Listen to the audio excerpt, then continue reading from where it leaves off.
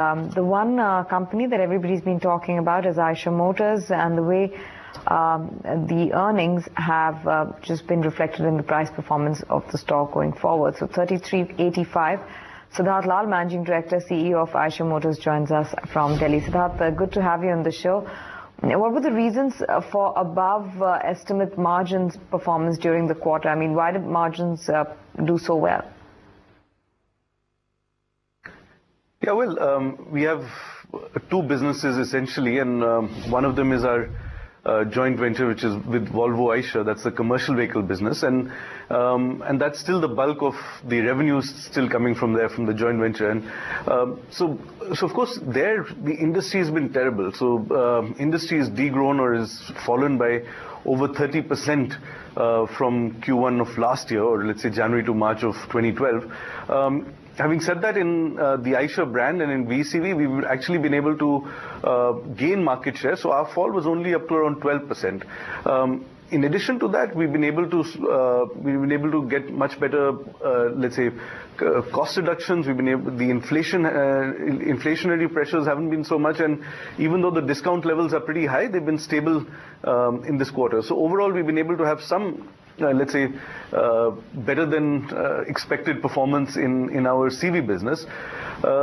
Of course, the star in terms of the margin improvement which you're talking about is the Royal Enfield business, which has had a tremendous gain in this last quarter from last year, around maybe over 4%. So our EBITDA margins have gone up to, from around 12-13% earlier, they've gone up to 17.5%. So that's due to a variety of factors. We've, of course, the sales volumes have gone up by over 50%, or the revenue has gone up by over 50%.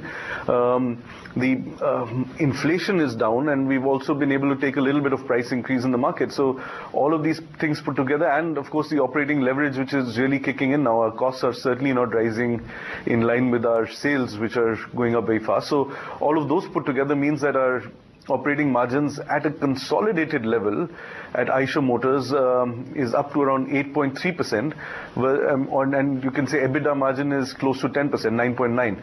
So it's been despite the automotive industry having a serious downturn in the last few quarters, we've actually had I believe, a really good performance.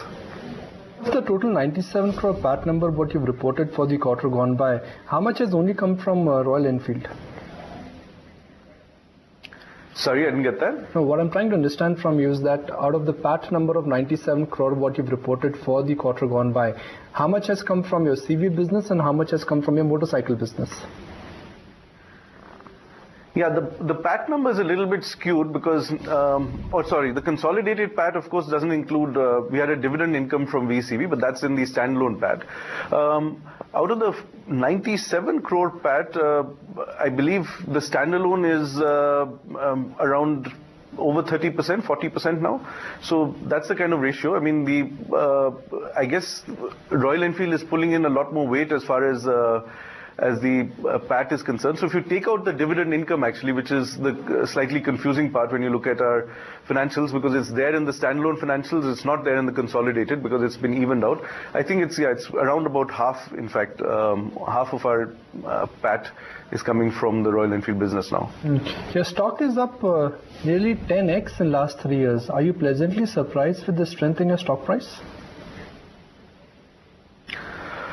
Well, of course, I'm not surprised, I believe. I think it's more that it was extremely undervalued 10 years ago. That means 10 years ago, we had a large cash position. In fact, our stock was even below cash.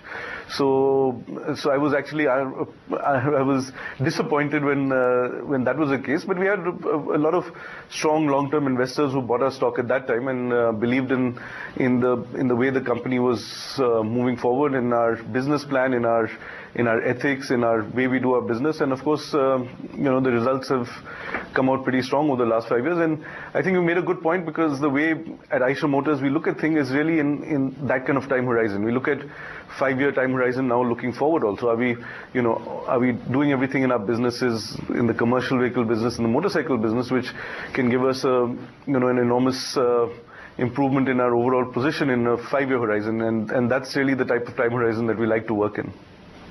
Right, but looking to the future, and since, Nikunj just discussed with you the potential of Royal Enfield for your earnings and your margins, after the ramp up in the Royal Enfield capacity, do you think that there's big scope for margin improvement? I know you've signaled that there would be improvement from here from the 17.5% levels, but how much? And also volume growth, if you could give us more indication on that in the coming quarters.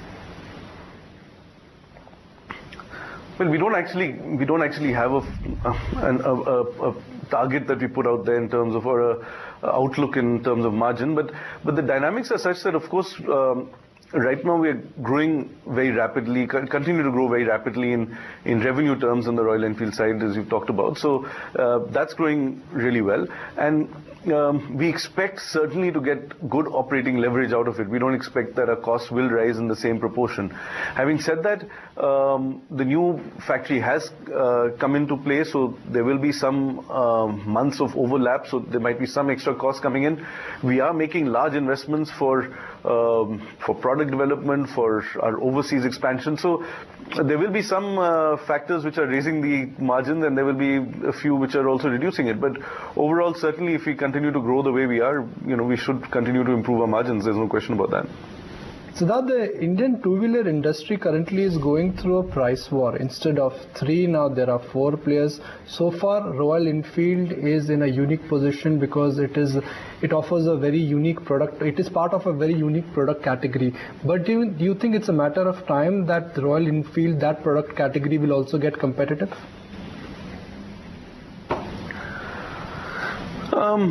We try and differentiate tremendously on our brand. We try and differentiate on our positioning. So, and we believe that's the case. I mean, it's not just the way we talk about our brand. It goes down to the core of what the product is, how the product is defined, what the performance is like. So we are extremely differentiated. I don't think.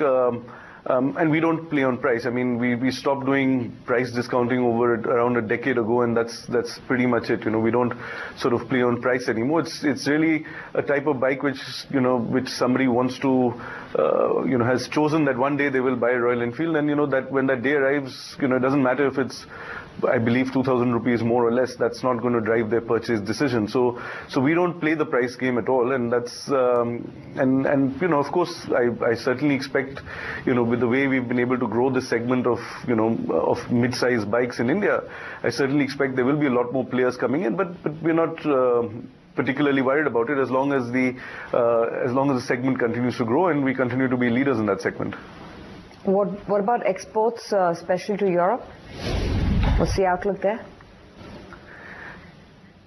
Yeah, currently we're actually really mostly a domestic player. I mean, more than 95% of our sales are Indian. It was slightly different earlier, but the export sales haven't grown in line with the with the domestic growth, which has been 50% in the last few years.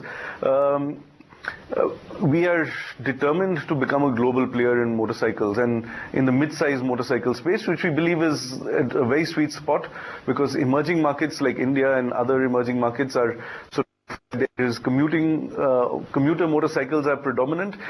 People are moving up to mid-size bikes, and we want to be the definitive player in mid-size motorcycling in markets like Europe, US, UK, where the big size bikes are really predominant because of the aging of the population, because of urbanization, because of lower let's say affordability. People are moving down to mid-size bikes. So we believe that the world of motorcycling will converge towards mid-size motorcycling, and we want to be the big player there. So we are putting a lot of efforts, a lot of energy in over the next 5 years, as it were, to make our to become a global company and to become relevant in all the big markets in the world where motorcycling happens. So whether it's an emerging market or a developed market, we want to be everywhere. So there's a lot of work going on in the background, but you shall see in the next 2-3 years more signs of, let's say, a global firm coming out of Royal Enfield. Yeah. Right, so that when I interact with some of our shareholders, I always tell them one thing: that Siddharth Lal is passionate about the motorcycle business. So thank you for passionately really answering all our queries.